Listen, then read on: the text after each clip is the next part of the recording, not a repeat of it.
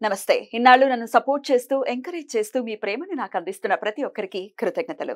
అలాగే ఈ వీడియో కూడా ఖచ్చితంగా మీకు ఉపయోగపడుతుంది. లైక్, షేర్ అండ్ సబ్స్క్రైబ్ చేసి మీ సపోర్ట్‌ని నాకు అందించండి. అలాగే ఈ వీడియో పట్ల మీకున్న అభిప్రాయాన్ని కామెంట్ సెక్షన్‌లో కామెంట్ చేసి తెలియజేయండి. ఇప్పుడు వీడియోని చూద్దాం.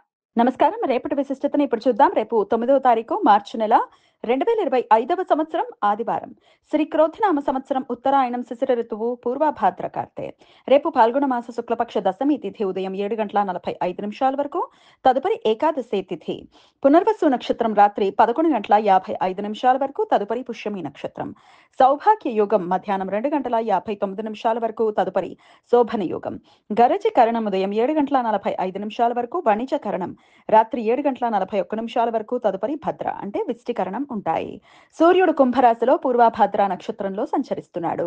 చంద్రుడు మిథున రాశిలో సాయంత్రం 5:45 వరకు. తదుపరి కర్కాటక రాశిలో సంచరిస్తాడు. నక్షత్ర వర్జం ఉదయం 11:42 నుండి మధ్యాహ్నం 1:19 వరకు. అమృతకాలం రాత్రి 9:28 నుండి 11:06 వరకు. హైదరాబాద్ ప్రాంతం వారికి రేపు సూర్యోదయం ఉదయం 6:29 సూర్యాస్తమయం సాయంత్రం 6:25 చంద్రోదయం మధ్యాహ్నం 2:11 చంద్రాస్తమయం రాత్రి 3:49 అభిజిత్ ముహూర్తం మధ్యాహ్నం 12:03 నుండి 12:51 వరకు. దుర్ముహూర్తం సాయంత్రం 4:49 నుండి 5:37 వరకు. రాహుకాలం సాయంత్రం 4:55 నుండి 6:25 వరకు. గుళిక కాలం మధ్యాహ్నం 3:26 నుండి సాయంత్రం 4:55 వరకు. యమగండం మధ్యాహ్నం 12:27 నుండి 1:56 వరకు. రేపు బాహు దశమి.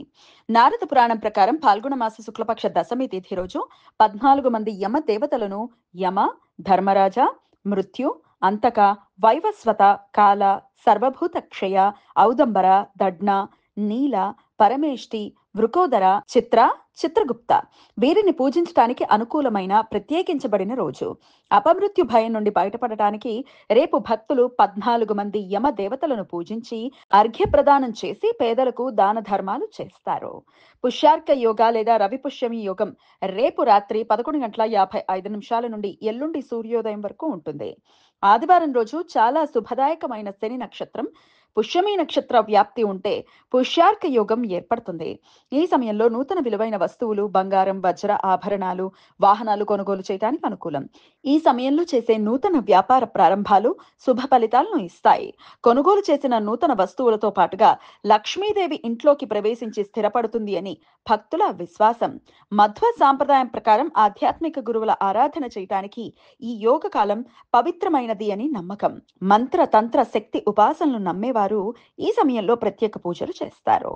ఆదివారం పుష్యమి నక్షత్ర కలయిక ఉండటం వలన సర్వార్థ సిద్ధి యోగం రేపు రాత్రి 11:55 నుండి ఎల్లుండి సూర్యోదయం వరకు ఉంటుంది. ఈ సమయంలో నూతన వ్యాపార ప్రయత్నాలు చేయడానికి, కొత్త పనులు ప్రారంభించడానికి అత్యంత అనుకూలం. చంద్ర కుజ గ్రహాల మధ్య సమాగమనం రేపు ఉదయం 5:57 ఏర్పడుతుంది. మిథున రాశిలో ఒకే 7 డిగ్రీల 18 నిమిషాల ఉత్తర ఆరోహణలో ఈ 2 గ్రహాలు సంచరిస్తున్నాయి. ఈ క్రమంలో కుజగ్రహానికి ఉత్తర దిశలో 1:40 కోణ స్థితిలో చంద్రగ్రహం చేరువవుతుంది. ఈ 2 గ్రహాలు మన కంటికి రేపు సాయంత్రం 6:45 65 డిగ్రీల ఈశాన్య ఆకాశంలో కనిపించడం ప్రారంభమయ్యి రాత్రి 8:24 81 డిగ్రీల ఉత్తర ఆకాశంలో ఉచ్చ స్థితిని చేరుకుని రాత్రి 2:13 9 డిగ్రీల వాయువ్య ఆకాశంలో కనుమరుగవుతాయి.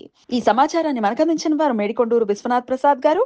ఆయనకు కృతజ్ఞతలను తెలియజేస్తూ యమధర్మరాజు స్మరణతో సమస్త సన్మంగళాని భవంతు. నమస్కారం.